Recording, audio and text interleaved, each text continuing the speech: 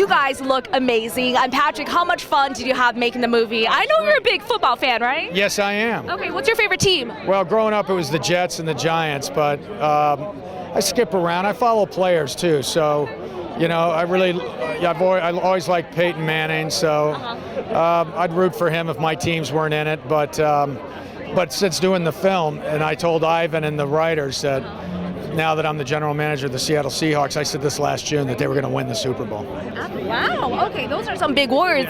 Yeah. So I'm a Seahawks fan now. I love it. And I love the movie Draft Day. I love Pete Carroll anyway too. Yeah. Absolutely. Now, Patrick, which one do you think is more difficult, making it as an actor in Hollywood or being the general manager? Well, there's a real limited amount of positions for general managers in the NFL. So I'd probably have to say being a general manager in the NFL, although acting is tough, okay? It's a journey, okay? Don't get weary. It really is, definitely. Yeah. And what was it like working with Kevin Costner? A lot of fans and critics are saying this is like one of his best performances of his entire career. Well, I'd have to agree with that. I mean, he's had a tremendous career, and you take in Bull Durham and Dancing with Wolves and stuff like that. So it's hard to make any kind of call like that, but he's tremendous in this movie. I didn't get, my stuff was all phone stuff, so his stuff was already done. So I actually didn't get to work with him. So when I was done shooting, I said to Ivan, tell Kevin it was great working with him. And he said, you tell him at the premiere.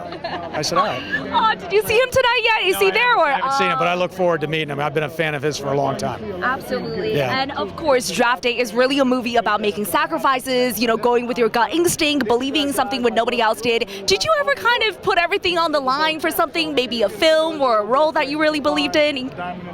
Well, I think just in the endeavor of this career, to really sacrifice things that, that you had to live at a certain, and early on, live in a certain way because you wanted to continue to pursue what you wanted to do, and the roles weren't coming at that time or whatever, and were you going to stay and were you going to stick it out, and with that you got to make sacrifices. So I would say that's probably, overall, long distance, I was in it for the marathon, obviously, not for the sprint, so.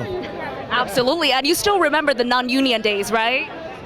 Well, I mean, I never did any non-union stuff, but I remember before we got Global One, when a lot of actors would be taken over to the Philippines or be taken over to other places in the country, and it was not under SAG, it was not under Screen Actors Guild, but I was fortunate, I never really had to do non-union stuff, so I was fortunate with that, but I was absolutely before Global One, which I think was in the early 90s when that came in. Wow, okay. Yeah, thank God for that.